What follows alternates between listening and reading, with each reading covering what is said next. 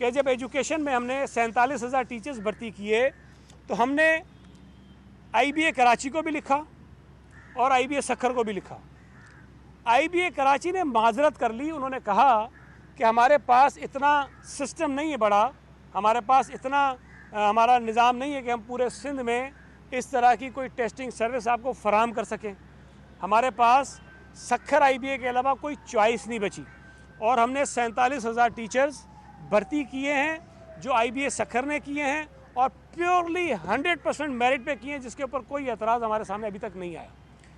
जब ये ग्रेड 5 से लेके 15 तक की भर्तियों की बात आई तो सिंध हुकूमत ने इस निज़ाम को आसान और सहल बनाने के लिए, ट्रांसपेरेंट बनाने के लिए एक नया तरीक़ेकार निकाला। पहले क्या होता था कि मिसाल के तौर पे एजुकेशन डिपार्टमेंट में नौकरियां आईं, लोगों ने अप्लाई किया और फिर उन्होंने टेस्ट दिया और फिर इंटरव्यू दिया।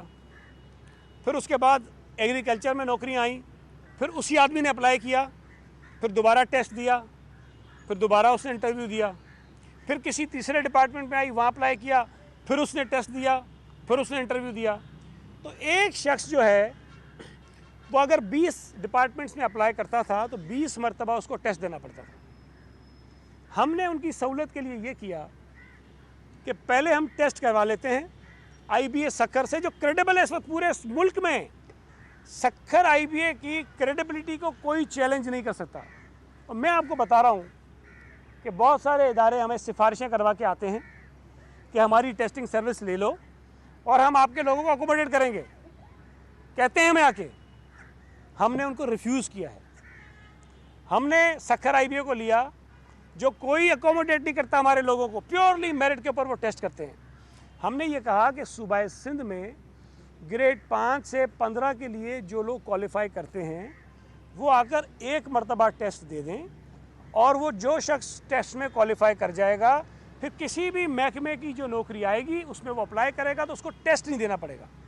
हमने सूबाए सिंध के उन नौजवानों के लिए आसानी पैदा की कि फ़ीस एक मरतबा दें, टेस्ट एक मरतबा दें, उसके बाद सिर्फ इंटरव्यू में जाके वो बैठ जाएं। अब मुझे हैरत हुई, जो पिटीशन उन्होंने फाइल की है उसमें कहते हैं जी कराची IBA को छोड़ दिया, सक्खर IBA को ले लिया। तासुर ये देने की कोशिश कर रहे हैं कि सक्खर IBA जो है वो सक्खर के लोगों को भर्ती करेगा सिर्फ। मतलब इनके अकल पे मैं मातम ना करूं तो और क्या करूं। मतलब जो एक काम बेहतर हुआ है, ट्रांसपेरेंट हुआ है, लोगों को अकोमोडेट करने के लिए बेहतर तरीके से आसानी करने के लिए किया है, उस पर भी एतराज़।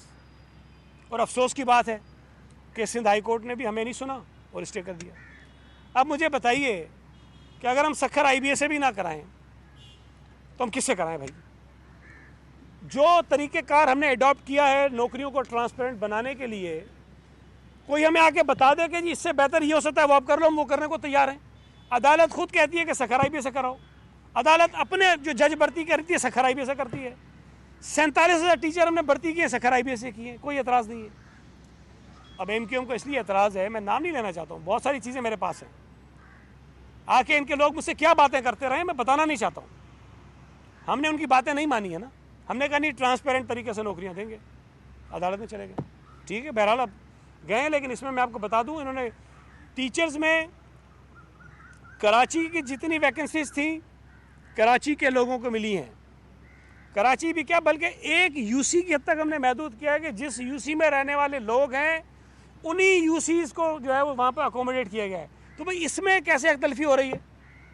अगर ये भी जो हमने टेस्टिंग जो ले रहे थे उसमें भी डोमिसाइल जो है वो लाजमी है। जाली डोमिसाइल की बात आई तो सिंध हुकूमत ने सख्ती की उसके ऊपर भी, जाली डोमिसाइल के ऊपर। अब आप बताइए ना, आप ये तो नहीं कह सकते कि जाली डोमिसाइल बन रहे हैं। भाई आप पॉइंट आउट करो कि जी फला आदमी का डोमिसाइल जाली बना है, हम आके उसकी इंक्वायरी कर लेंगे, रिजेक्ट कर देंगे। तो मैं ये समझता हूँ कि MQM की ये पिटीशन बदनीयती पर मबनी है और सिर्फ हर चीज़ को मुतनाज़ा बनाने की वजह से फ़ाइल की गई है। और मुझे 100% उम्मीद है, यकीन है कि सिंध हाई कोर्ट के मौजूद जज साहिबान के सामने जब सिंध हुकूमत ये चीज़ें रखेगी तो ये स्टे ऑर्डर ख़त्म हो जाएगा।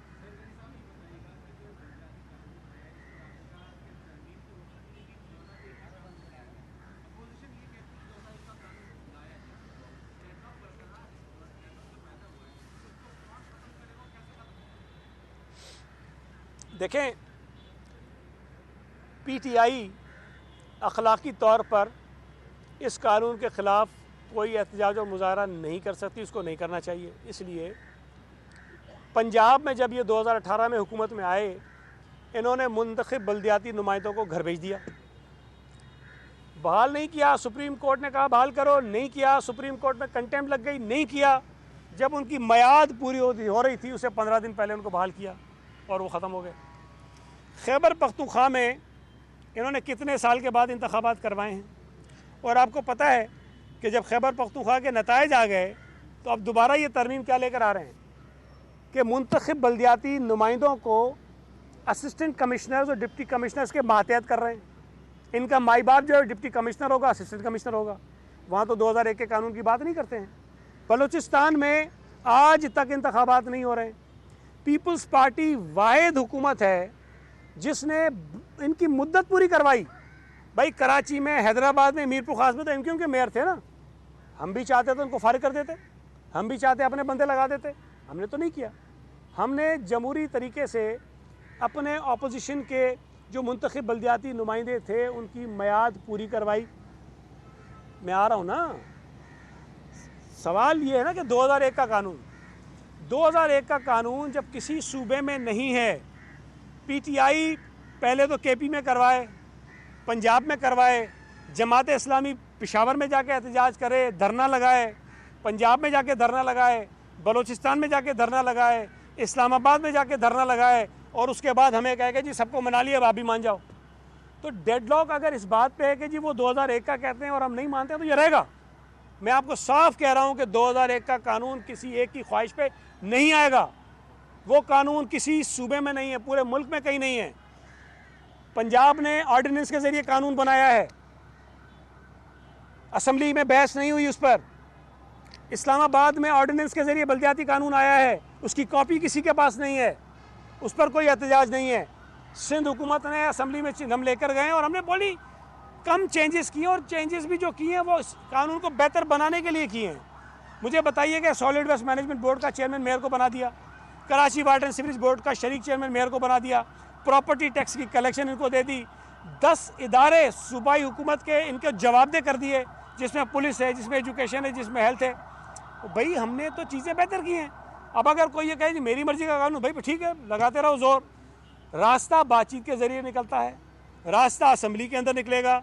अगर सड़कों पे बैठ के किसी को ये कहे जी हम इस तरह मना लेंगे तो 2001 वाला तो नहीं आएगा। छोटी मोटी तरामीम इसमें हो सकती है, उसको हम कंसिडर कर सकते हैं।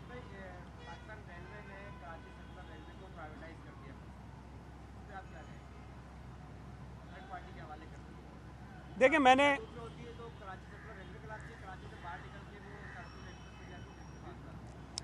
देखें एक तो मैं आपसे गुजारिश करूं कि इस वक्त जो ये जिसको कराची सर्कुलर रेलवे कहते हैं, मेरी राय में ये वो कराची सर्कुलर रेलवे नहीं है जो असल मंसूबा है। ये कराची की वो लोकल ट्रेन है जो कभी हम बचपन में सुना करते थे कि चलती है, और उस लोकल ट्रेन का भी ये पूरा मुकम्मल रूट पे ये नहीं चल रही है, एक बहुत ही मुख्तसर एरिया में ये चला रहे हैं। तो मैं नहीं समझता कि इसकी कोई अहमियत और अफादियत है।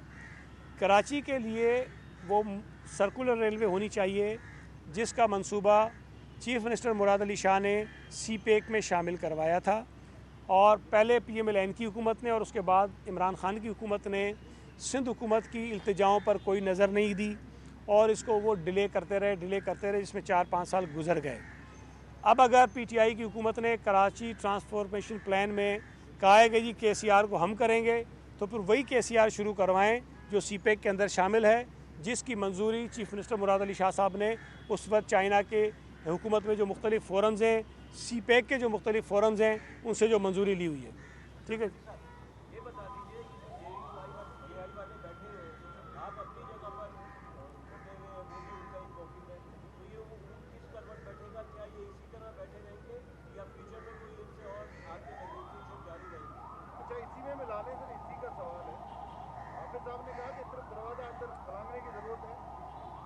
लुटेरे गासे पता नहीं क्या क्या नाम लिए, बोला वो अंदर बैठे हुए हैं, तो क्या ये मुंतखब नुमाइंदों की तौहीन नहीं है?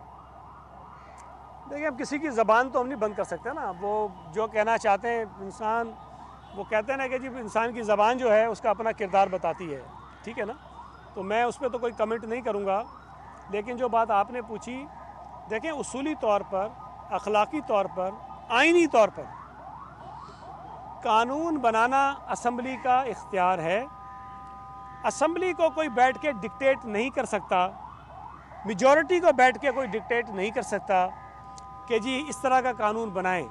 आप तजावीज़ दें, एहतजाज करें। मैंने फिर पहले कहा कि कुछ चीज़ें बेहतर होंगी तो उसको हम कंसिडर कर लेंगे, बाकी किसी की डिक्टेशन और गन पॉइंट पे तो हमें असम्बली को वो मजबूर नहीं कर सकते कि ये कानून बनाया जाए। Thank you ji.